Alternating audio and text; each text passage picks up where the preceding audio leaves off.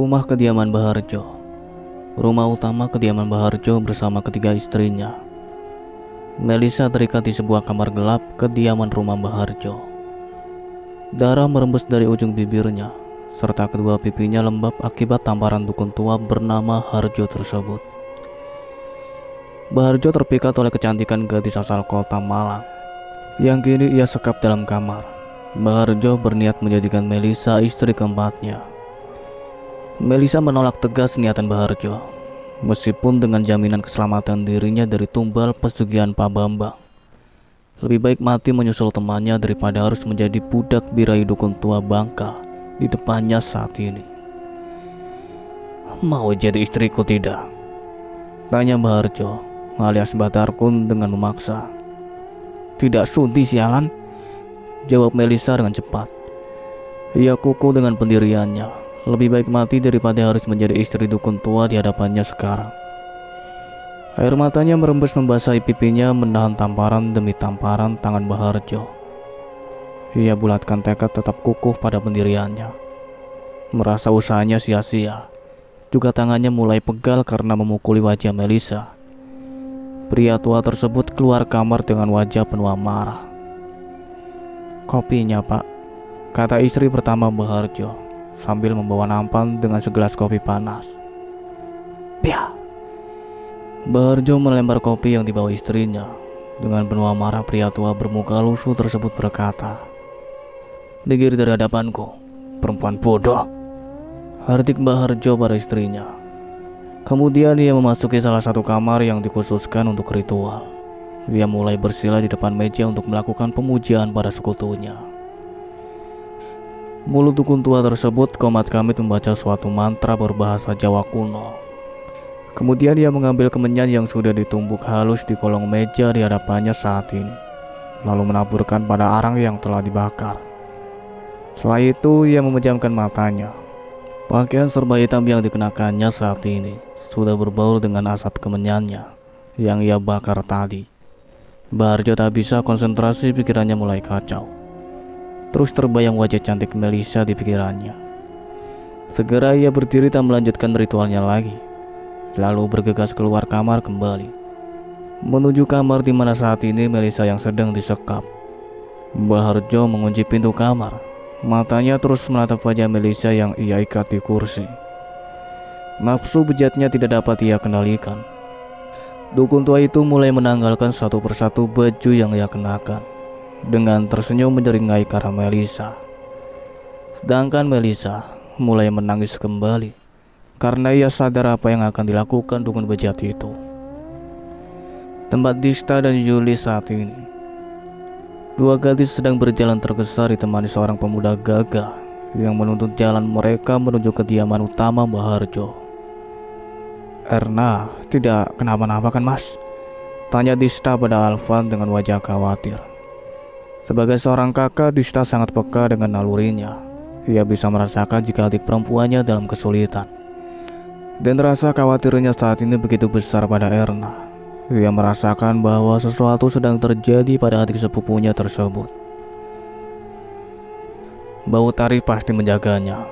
Bukan tanpa alasan, Bau Tari mau menolong kalian," jawab Alvan menepis rasa khawatir Dista. Mereka bertiga terus melanjutkan perjalanan setelah keluar dari desa goib, karena ulah Baharjo yang menyesatkan kedua gadis yang saat ini bersama Alvan. Suasana malam dengan gerimis ringan menemani perjalanan mereka melewati perkampungan menuju rumah Baharjo. Langkah mereka bertiga terpaksa berhenti saat empat pria yang sedari tadi berdiam di pos ronda memperhatikan mereka. "Mau kemana, gadis cantik?" sapa pria setengah baya pada Dista dan Yuli dengan saru yang dililitkan di leher. "Mau ke rumah Baharjo, Pak," jawab Alvan dengan sopan. "Kamu diam saja, aku tidak bertanya padamu," hardik pria tersebut dengan mata melotot ke arah Alvan. "Sudah malam ini cantik, istirahat dulu di sini. Kami carikan yang hangat," ucap salah satu pria berkumis tebal yang duduk di pos. "Tahu kediaman Baharjo, Pak?" tanya Yuli dengan sopan, memakai bahasa Jawa halusnya. "Olah, Baharjo ya? Ini tadi beliau menyuruh kami menghentikan kalian, jawab pria parubaya itu lagi. Yul, panggil Dista lirih sambil mencolek pundak Yuli di depannya. Alvan yang merasa situasi mulai tidak kondusif berjalan ke depan untuk melindungi dua gadis yang bersamanya sekarang. Yuli mengangguk pelan sambil tersenyum, mengerti maksud Dista. Membuat pria parubaya suruhan Baharjo berjalan mendekat ke arah Alvan yang berdiri di depan Dista dan Yuli, menghalangi keempat orang tersebut berharap semua bisa dibicarakan secara baik-baik. Maaf Pak, kedatangan kami hanya berniat untuk... Kata-kata Alvan terhenti saat kerah baju bagian belakangnya ditarik keras oleh Dista dan Yuli secara bersamaan. Minggir kamu, itu hanya menghalangi dan bikin lama saja, teriak Dista sambil menarik kerah baju Alvan. Kemudian ia berlari cepat ke arah empat pria tersebut yang menghalangi mereka sambil melepas jaket. Yuli berlari sambil terkekel di samping Dista. Pasalnya sudah lama ia tak melakukan kegilaan bersama Dista semenjak mereka tumbuh dewasa. Dista meloncat tinggi dengan kaki mengarah langsung ke arah pria parubaya yang melilitkan sarung di lehernya. Tendangan atlet taekwondo yang sampai sekarang masih aktif dalam organisasinya mendarat tepat di rahang pria tersebut, mengakibatkan beberapa gigi lepas dari gusinya sebelum pria itu ambruk ke tanah tak sadarkan diri. Mengetahui temannya tumbang hanya dengan sekali tendangan, ketiga pria parubaya lainnya terkejut tak percaya. Sebelum mereka bertiga bersiap melakukan pukulan balasan, Yuli sudah menendang keras pria berkumis lebat tepat di arah kemaluannya. Pria itu langsung roboh tersungkur di tanah karena rasa ngilu bercampur sakit yang teramat sangat di bagian vitalnya. Terlalu cepat dan mudah bagi Dista untuk menumbangkan orang suruhan Baharjo. Dua rekan pria yang sudah tumbang yang kini masih berdiri kaku karena kaki tak percaya, kini sudah ambruk, menyusul rekannya. Waduh, ucap Alvan lirih karena tak menyangka dua gadis yang seharusnya ia jaga malah balik menjaganya dari empat pria yang tadinya berniat mencegatnya. Ayo mas, kelamaan, perasaanku sudah tidak enak. Pokoknya kalau sampai terjadi apa-apa dengan adikku, kamu aku injak di sini, ucap Dista sinis sambil memungut jaket yang tadi ia lempar. Yul, sudah, kamu itu ngapain sih? Kata Dista pada Yuli yang menendangi empat pria sedang tak sadarkan diri karena mereka berdua. Sebentar, aku belum puas, saut Yuli. Dengan kaki terus menginjak-injak tubuh empat pria yang tak sadarkan diri. Kamu sudah gila? Tanya Dista yang heran dengan tingkah Yuli. Emang binatang, sampai kesal aku dibuatnya, saut Yuli setelah menendang keras perut pria berkumis lebat, melampiaskan semua emosinya. Sudah, ayo cepat sialan, kamu membuat semakin lama, ucap Dista agak kesal. Sebentarlah, orang ini emang sialan, harus dikasih pelajaran biar kapok, jawab Yuli sibuk dengan menendangi empat orang tersebut secara bergantian. Ya ayo sialan, aku bantuin, saut Dista mulai ikutan menendangi tubuh empat yang tak sadarkan diri. Alvan tercekat melihat kelakuan kedua gadis yang menendangi empat orang dengan penuh emosi. Terbesit di pikirannya kalau kedua gadis yang saat ini lebih mengerikan daripada rumah keluarga Wardana tempatnya bekerja. Dista, Yuli serta Alvan sudah berdiri di depan pintu rumah Baharjo. Brah! Dista menendang keras pintu yang tertutup rapat dari dalam, mengakibatkan pintu rusak. Yuli bergegas memasuki rumah Baharjo. Ia pukulkan bambu di tangannya ke meja kaca di ruang tamu rumah Baharjo, seraya berteriak. Woi dasar orang tua laknat, keluar kau, teriak Yuli dengan keras. Sedangkan di dalam kamar Baharjo terkejut mendengar pintu yang didobrak paksa beserta suara kaca pecah. Baju yang baru saja ia lepas kini ia kenakan kembali. Dista yang mengetahui rumah sedang sepi bergegas mencari ke segala kamar. Disusul Yuli dan Alvan yang juga ikut berpencar ke seluruh rumah mencari Baharjo berada. Dista mendobrak pintu kamar dengan keras. Setelah ia mengawasi orang dalam kamar tersebut hanya ada istri pertama Baharjo yang menggendong anaknya yang masih bayi dengan ketakutan kala melihat Dista. Blah. Sorot mata Dista memandang keji istri pertama Baharjo. Sebelum Dista melangkah, suara pukulan mengalihkan pandangannya ke arah sumber suara. Dista berbalik. Ia berlari ke arah Alvan yang terjengkang karena pukulan Baharjo. Tanpa basa-basi, Dista menyerang Baharjo, pria tua yang hanya mengenakan celana kain seperti sarung berwarna hitam, yang sengaja dililitkan karena baru saja ia lepaskan, tanpa mengenakan baju.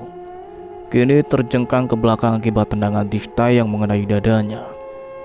Yuli yang tiba-tiba muncul, memukuli Baharjo membabi buta dengan bambu yang ia anggap seperti jimat. Mulut meracau tak karuan. Orang sialan, dukun buta. Hingga Baharjo merangkak kepalanya penuh darah yang mulai mengalir, membasahi wajah tua lusuhnya. Dista memasuki kamar, tangannya mulai melepas tali yang mengikat tangan dan kaki Melisa. Melisa memeluk Dista erat. Tangisan kerasnya menandakan kelegaan hatinya atas kedatangan Dista dan Yuli yang menolong di saat yang tepat. Hampir saja Baharjo memperkosa dirinya. Dista menenangkan Melisa yang sedang ketakutan. Di luar, Yuli memukuli Baharjo tanpa henti, hingga tubuh pria tua itu diam tak bergerak. Yuli menyeka keringat di keningnya. Ia berhenti karena merasa capek sendiri. Orang tua jahanam, umpat Yuli dengan kekesalannya. Dista memapa keluar tubuh lemas Melisa. Kekacauan yang timbul di rumah Baharjo membuat para tetangga sekitar rumah berdatangan. Alvan mulai menceritakan perihal yang terjadi saat ini. Yuli yang kelelahan masih menyempatkan menendang tubuh Baharjo sebelum ia membantu Dista memapa Melisa. Suasana menjadi semakin riuh karena banyak warga terus berdatangan ke rumah Baharjo. Dista mulai menghubungi keluarga di malam, menjelaskan kronologi kejadian yang mereka alami. Berkali-kali Yuli menghubungi Erna. Ia nampak cemas dengan kabar dari satu orang temannya yang belum diketahui. Penduduk geram mengetahui kelakuan Baharjo. Mereka mengingat tubuh pria tua tersebut pada tiang rumah. Esok hari jam 10 pagi, para keluarga dari Malang sudah sampai di tempat Dista dan Yuli berada. Gimana sih nak? Ucap Bu Eni, ibu kandung dari Erna. Ia histeris ketika mengetahui anak gadis satu-satunya tak ada kabar. Kedua orang tua Ajeng, Bu Ririn, sampai pingsan ketika anak gadisnya dinyatakan meninggal. Lalu keluarga Eva meratapi kepergian anak gadisnya. Mereka tak percaya Eva sudah tiada. Melisa mulai menceritakan pelariannya bersama Ajeng semalam. Malam saat mereka berdua berlari, Melisa berlari mengikuti Ajeng. Mereka sama-sama panik dengan pocong yang tiba-tiba jatuh dari atas. Kedua gadis berlari di tengah gelapnya hutan berselimut kabut pekat. Kaki mereka yang lelah terus dipaksa untuk berlari, hingga akhirnya Melisa terjatuh karena kakinya tersandung akar pohon. Senter yang ia genggam terlempar. Melisa terkejut karena kakinya ditarik dari belakang. Ia meronta saat sebuah tangan mencengkram erat kakinya. Mulutnya ingin berteriak tapi suaranya tak keluar. Perlahan tubuhnya diseret ke belakang. Meski ia meronta keras, tangan seseorang tak terlihat jelas karena gelapnya malam semakin erat mencengkram pergelangan kakinya. Ajeng yang menyadari Melisa tak bersamanya, berbalik matanya terbelalak kaget saat Melisa ditarik dari belakang oleh seseorang. Langkah kakinya yang semula gemetaran menahan ketakutan yang menjalari tubuhnya. Kini ia paksakan berlari menolong temannya. Ia kepalkan erat tangannya memukul ke arah sosok pria yang tak jelas wujudnya di kegelapan malam. Bah! Pukulan Ajeng tepat sasaran. Pria itu jatuh tersungkur. Ajeng membantu Melisa bangkit sebelum tangan pria itu menjambak rambut Ajeng. "Mel, lari dulu," ujar Ajeng setengah berteriak. Melisa diam sesaat, hatinya bimbang antara lari atau melawan balik. Melisa melemparkan tasnya ke arah pria yang menjambak Ajeng. Sebelum Melisa sempat melawan balik, Ajeng mendorongnya keras menyuruhnya berlari. "Lari Mel," seru Ajeng dengan keras. Ajeng melawan balik pria yang kini sudah bergulung-gulung di tanah bersamanya. Sementara Melisa dengan berat hati berlari menuruti permintaan Ajeng. Ia sempat menoleh ke belakang jauh dalam benaknya. Ia ingin melawan orang tersebut bersama Ajeng.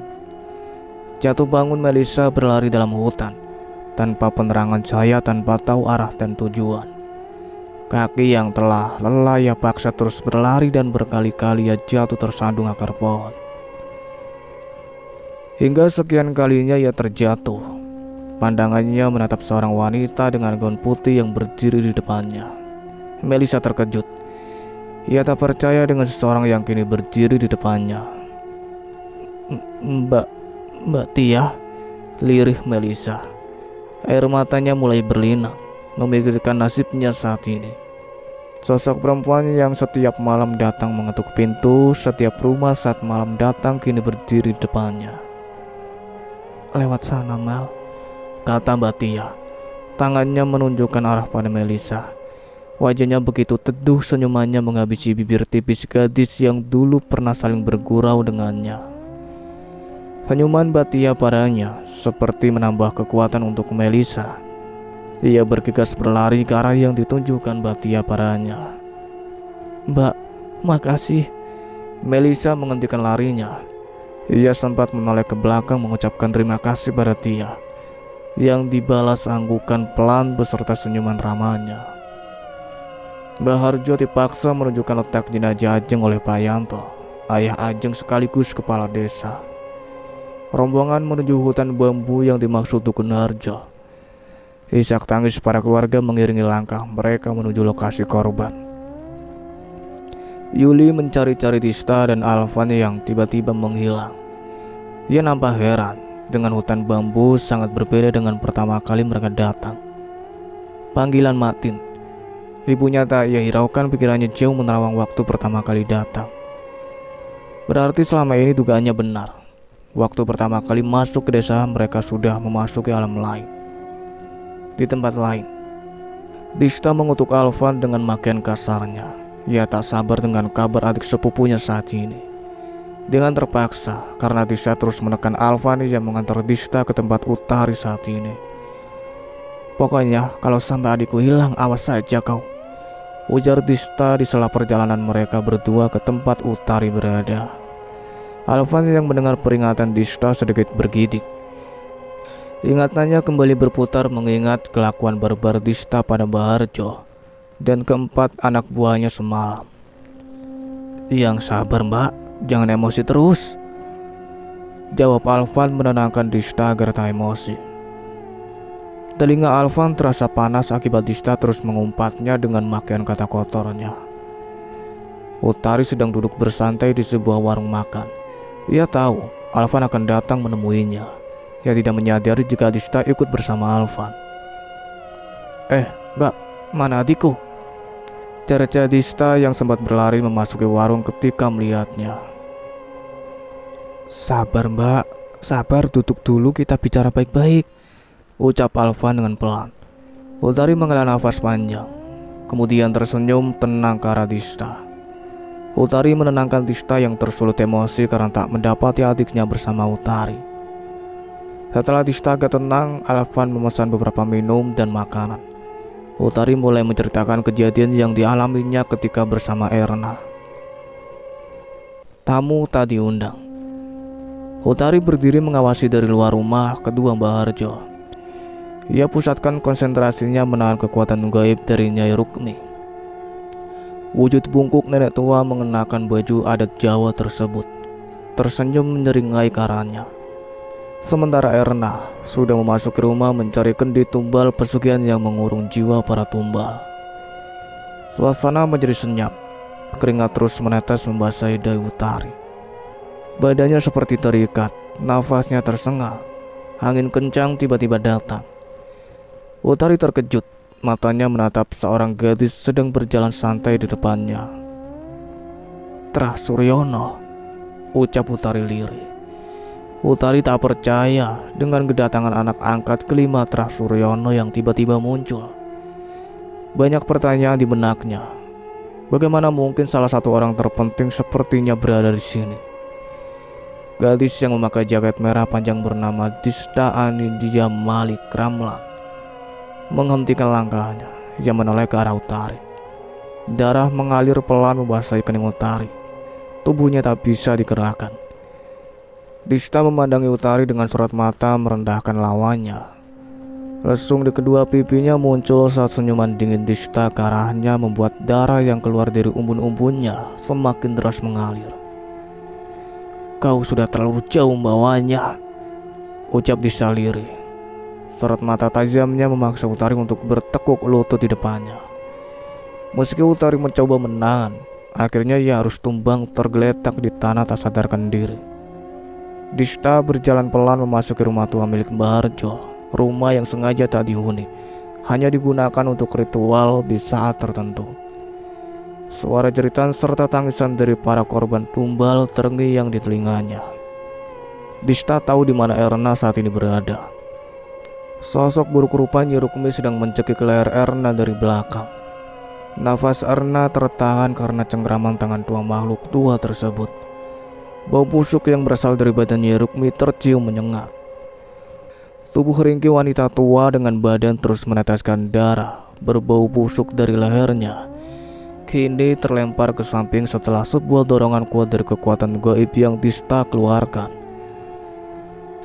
Dista berdiri angkuh bersandar di tembok kamar, sementara Erna lemas sebelum ia tak sadarkan diri. Dista masih sempat mencelanya dengan sebutan orang lemah, lalu menyebutkan namanya.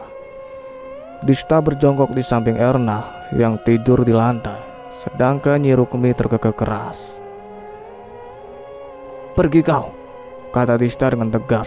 Sorot matanya mengisyaratkan kebencian pada makhluk tua tersebut. Lalu lantai rumah bergetar hebat. Marmer yang semula ditata rapi kini mulai retak. Debu mulai berjatuhan dari atas. Guncangan dahsyat terjadi malam itu. Sosok makhluk dengan badan penuh api merah menyala mencekram tubuh Nyi Rukmi saat ini. "Pergi, apa aku sempurnakan?" ucap Dista dingin. Tangan kirinya mengelus pelan kepala Erna di bawahnya. Hutan bambu tempat para korban pesugihan dikubur. Bu Eni nampak menangis histeris karena hanya jenazah putrinya yang tidak ditemukan. Sofi yang ikut dalam rombongan itu menenangkan Ibu Eni, sementara ayah Erna membantu mengangkat jenazah para korban yang dikubur di tengah hutan bambu. Berkali-kali Bu Ririn pingsan karena melihat tubuh kaku Ajeng. Tangisan kehilangan para korban terus terdengar. Gemah takbir terus berkumandang saat satu persatu lubang digali. Kakek Erna nampak tenang. Ia tahu tidak selamanya bisa menyembunyikan keberadaan cucu garisnya. Yuli berkali-kali mengumpat Dista yang menghilang bersama Alvan. Malam di saat semua temannya berlari ketakutan, Eva juga terkejut karena penampakan pocong yang tiba-tiba jatuh di tengah-tengah mereka.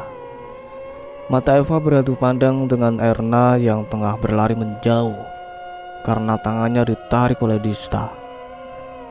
Dalam diam Eva mencerna semua kejadian demi kejadian yang mereka alami. Berlari menjauh tidak akan menyelesaikan semua masalah yang sudah terjadi. Timbul rasa bersalah karena ia yang menuntut semua teman-temannya masuk dalam perangkap licik Pak Bambang bersama Mbah Harjo. Kini Eva sadar. Saat pertama kali datang ke desa sebelum memasuki hutan, mereka sudah masuk dalam permainan Mbah Harjo. Air mata sebagai tanda penyesalannya mengalir membasahi kedua pipinya. Dalam duduk meringkuk memeluk kedua lututnya, Eva mulai mengutuk dirinya sendiri.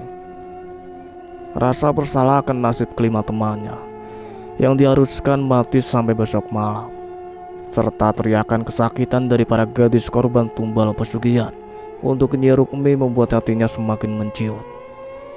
Malam semakin sunyi. Eva yang masih terpuruk karena rasa bersalahnya menangis keras dalam kegelapan malam. Ingatan Eva kembali mengingat masa lalunya bersama Erna. Meski beda kelas dan Eva lebih tinggi satu tingkatan, kisah persahabatan mereka berdua selalu ia kenang. Eva yang memiliki latar belakang seorang anak indigo tentang agama yang dianutnya menjadikan dirinya dikucilkan dalam pergaulan. Hanya Erna yang mengulurkan tangan padanya, menerimanya layaknya seorang saudara kandung sendiri. Kini ia sadar tentang sebuah jalan yang akan pilih, berlari menyelamatkan dirinya sendiri, atau berkorban demi kelima temannya. Ia kepalkan erat kedua tangannya, lalu mengusap sisa air matanya yang telah berhenti mengalir. Eva beranjak dari duduknya. Pocong yang tadi muncul hanyalah siasat Baharjo agar kami terpencar. Dan saat kami terpencar karena rasa panik bercampur ketakutan, di sanalah teror kiriman akan dilancarkan oleh Baharjo. Dalam diam Eva memandang langit pekat tanpa taburan bintang di malam hari. Senyuman bahagia menghiasi bibir tipisnya. Ia sudah membulatkan tekad. Eva bergegas berlari keluar dari bangunan tua yang telah roboh. Ia berlari tanpa penerangan cahaya, seolah tahu arah tujuannya saat ini. Seandainya temannya tadi tidak berlari, seandainya mereka masih berkumpul, tidak terpencar, mungkin mereka berenam masih selamat sampai saat ini. Namun ia hanyalah manusia biasa. Ia tidak bisa menyalahkan keadaan yang sudah terlanjur terjadi. Yang harus ia lakukan saat ini adalah bagaimana caranya menyelamatkan mereka, meski dengan taruhan nyawanya sendiri. Eva sudah sampai di sungai kecil. Di seberang sungai sudah terlihat gapura kecil dengan lumut yang tumbuh menjalar di tiap bagian gapura. Eva semakin mempercepat larinya, menyeberangi sungai dengan bebatuan di tengah sungai dengan air jernih.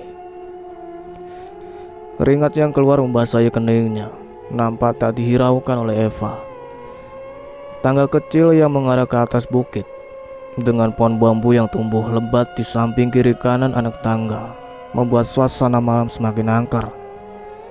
Di atas bukit, tanah lapang dengan pagar setinggi 1 meter yang mengelilingi tanah tersebut menjadikan pembatasan antara tempat ritual dengan pohon bambu di sekitar tempat itu. Seorang pria parubaya sedang duduk bersila di depan gundukan tanah kuburan dengan batu nisan kayu yang telah lapuk termakan usia, menandakan usia kuburan tersebut sudah puluhan, bahkan ratusan tahun silam. Pak Bambang sedang melakukan ritual pesugihan. Ia baru saja selesai menanam kotak berisi syarat perjanjian yang telah ia isi dengan nama-nama korban tumbal pesugihannya pada Nyi Rukmi. Bermacam-macam bunga ia tabur di segala penjuru tempat. Bau asap kemenyan yang ia bakar mulai tercium di segala arah. Terakhir yang harus ia lakukan adalah menyembelih ayam cemani untuk ritual terakhir. Darah dari ayam cemani harus ia minum sebagai tanda bahwa ia telah menandatangani kontrak pesugihan dengan Nyai Rukmi. Dan setiap 2 tahun sekali Pak Bambang harus menyerahkan nyawa 1 gadis pada Nyai Rukmi. Sebelum Pak Bambang sempat menyembelih ayam cemani yang hendak gorok dengan pisau di tangannya, Eva yang tiba-tiba datang menendangnya dari belakang. Pria parubaya itu tersungkur ke tanah. Ayam yang hendak ia jadikan syarat sebagai tanda persetujuannya dengan Nyi Rukmi lepas dari tangannya dan hilang di rimbunnya hutan bambu dalam kegelapan. Orang tua tak tahu diri, tidak punya otak, umpat Eva emosi. Kemudian ia menendangi semua barang yang sudah ditata Pak Bambang di atas kuburan tua itu. Bunga, bahkan arang yang terbakar dicobek tak luput dari tendangannya. Pak Bambang segera berdiri dengan pisau terhunus pria tua itu, bernafsu membunuh Eva yang merusak semua rencananya. Dengan cepat, Eva menghindari tusukan pisau Pak Bambang. Kaki kanannya menendang perut Pak Bambang, mengakibatkan tubuh pria parubaya itu terpelenting menabrak pohon Kamboja di samping kuburan. Hening, tubuh Pak Bambang tak bergerak bersandar di pohon Kamboja. Eva mengira Pak Bambang telah pingsan karena tendangan kakinya tadi. Tiba-tiba Pak Bambang terkekeh keras. Eva terkejut mendengar suara tawa Pak Bambang. Ia sadar itu bukan suara Pak Bambang, melainkan suara tawa Nyi Rukmi yang merasuki tubuh Pak Bambang. Eva terbelalak kaget saat tubuh Pak Bambang berdiri cepat seolah tubuhnya ditarik oleh sebuah tali yang memaksanya untuk berdiri. Kini tubuh kurus pria parubaya tersebut tengah berdiri lunglai dengan kepala melihat ke bawah, serta suara tawa terkekeh terus keluar dari mulutnya. Eva berjalan mundur pelan-pelan. Ia sadar Nyi Rukmi telah merasuki tubuh Pak Bambang. Sebelum Eva bersiap mengambil ancang-ancang, dengan cepat Nyi Rukmi yang tiba-tiba sudah di depannya telah mencekik lehernya. Kaki Eva meronta, tangannya mencakari tangan yang mencekiknya. Berharap tangan pria tua tersebut terlepas dari lehernya.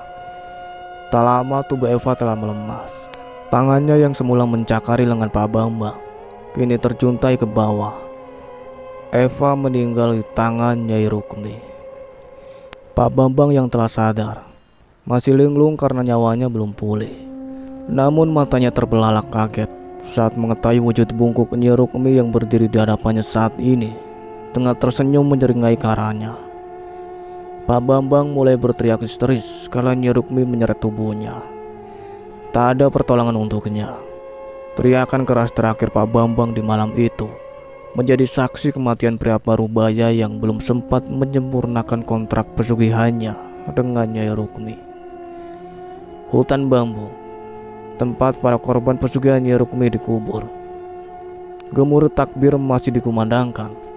Puluhan orang yang telah menyaksikan penggalian untuk mencari jenazah yang dikubur terus bersaut-sautan. Satu persatu tubuh kaku para gadis yang sengaja ditumbalkan kini telah diangkat. Beberapa polisi beserta tim medis tengah bersiaga memantau jalannya pencarian para korban. Keluarga dari Malang pun tak luput dari emosi. Sialan, dukun buta, terdengar umpatan salah satu pihak keluarga yang menjadi korban. Juli yang sedari tadi mencari-cari keberadaan Dista yang menghilang nambah kesal. Berkali-kali ia tekan tombol panggilan untuk menghubungi Dista dan Erna. Namun suara perempuan yang sama dari dalam ponselnya terus terdengar, menandakan kedua nomor yang ia hubungi tidak aktif. Sialan, Dista semaunya sendiri, kalau begini aku yang nantinya ditanya aneh-aneh. Memang Dista, sialan, gumam Yuli kesal. Meski hatinya lega karena sampai saat ini ia masih hidup, namun ia bingung bagaimana menjelaskannya nanti saat semua pertanyaan yang diajukan padanya nanti. Sedangkan Erna sampai saat ini tidak ditemukan. Lalu Dista tiba-tiba menghilang begitu saja. Tidak mungkin juga Melissa yang ditanyai dengan kondisinya sampai saat ini hanya bisa menangis karena trauma berat. Kakak Erna sedang berbicara serius dengan Bu Eni, Ibu Erna. Beliau menuturkan pada Ibu Eni jika Erna sekarang masih baik-baik saja. Kakak Erna memandang teduh ke arah Yuli seraya tersenyum, lalu menganggukkan kepalanya. Yuli yang dari awal tak berani menatap wajah kakek Erna karena semacam aura yang terpancar dari sang kakek, yang membuatnya enggan melihat, bahkan terkesan aura karisma dari sang kakek mengharuskannya menunduk jika melihat kakek Erna. Kini lega karena tahu maksud kakek sahabat karibnya saat itu. Dista yang tiba-tiba muncul mendorong keras orang-orang yang menghalangi jalannya. Sontak para orang dewasa yang berdiri menonton. Jalannya mencari para korban terdorong ke depan karena dorongan Dista. Beberapa wartawan yang sedari tadi bersiap berlarian ke arah Dista karena ingin mengorek informasi darinya. Mau tanya apa kalian sial? Maki Dista kasar dengan nada marah. Mata Dista berkaca-kaca saat mengetahui keluarga ada di sini saat ini. Tak ada ucapan apapun dari mulutnya Dista, dia membisu. Ia berlari bersujud di kaki Ibu Eni. Dista menangis keras sambil memegangi kaki Ibu Eni. Berkali-kali ia meminta maaf pada Ibu Erna karena telah melalaikan tanggung jawabnya sebagai seorang kakak yang seharusnya menjaga adiknya. Bu Eni yang sedari tadi menangis kini memeluk Dista. Ibu satu anak itu menyeka air mata Dista. Ia tak menyalahkan Dista atas menghilangnya anak gadisnya. Kakek Erna telah menjelaskan padanya bahwa Erna sedang baik-baik saja saat ini. Mereka tidak bisa selamanya menyembunyikan Erna.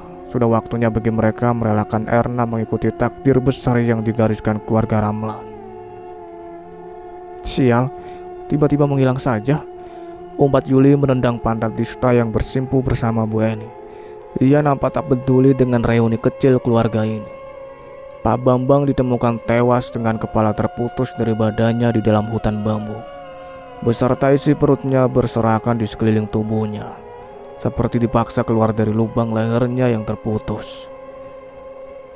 3 tahun setelah kejadian arwah penasaran Tia yang menjadikan 6 gadis muda dalam petaka besar. Seorang gadis duduk di meja rias, 2 orang wanita sedang merias mengantin wanita. Orang-orang berlalu lalang dengan kesibukan masing-masing menyiapkan acara pernikahan. Yuli nampak sedang membantu menata kue-kue di piring untuk hidangan para tamu. Dista yang telah selesai dirias di hari pernikahannya, bak seorang ratu berjalan pelan menghampiri Yuli. "Pergi sana. Kamu berjalan seperti lubuk saja. Apa tidak susah berjalan seperti itu?" kata Yuli saat mengetahui Dista menghampirinya. Dista memeluk Yuli erat. Terbesit rasa rindu pada seorang adik yang dulu manja padanya. Sampai di hari pernikahannya saat ini sosok adik manja yang selalu ia lindungi tiada kabar keberadaannya. Acara pernikahan Dista diadakan sangat meriah dengan adat Jawa. Siang itu, acara kesenian Reok Ponorogo yang diadakan untuk memeriahkan pernikahan sekaligus khitanan anak Mas Roni berlangsung ramai oleh banyaknya penonton yang memadati lokasi. Sedan putih keluaran terbaru menepi di pinggir jalan. Lalu seorang gadis muda berjaket hitam berbahan parasit keluar dari dalam mobil. Gadis bermata bulat bening serta wajah yang ditutupi masker putih berjalan memasuki tenda pernikahan. Tudung jaket yang menutupi kepalanya menyembunyikan identitas dirinya saat ini.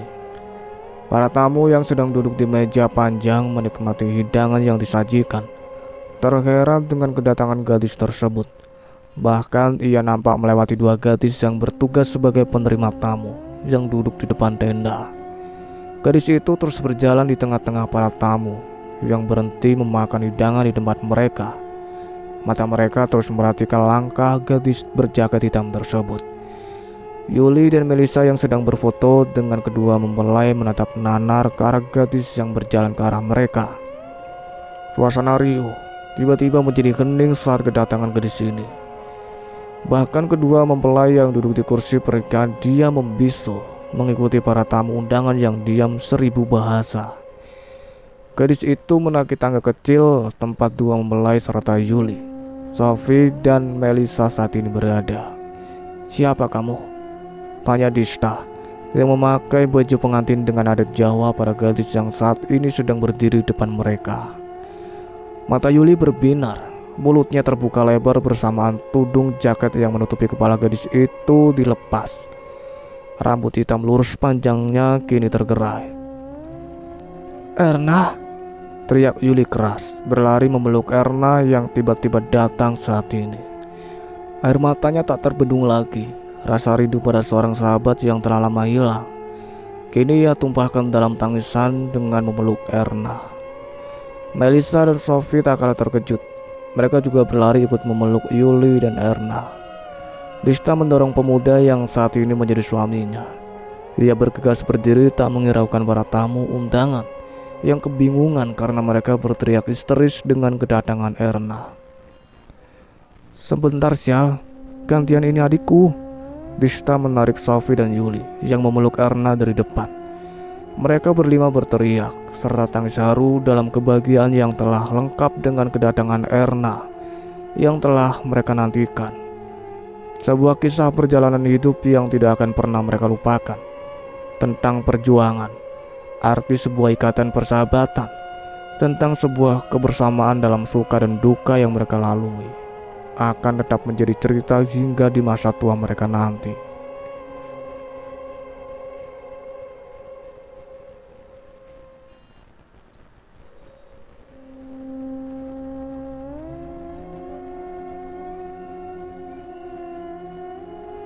Cukup sekian ceritanya sampai di sini.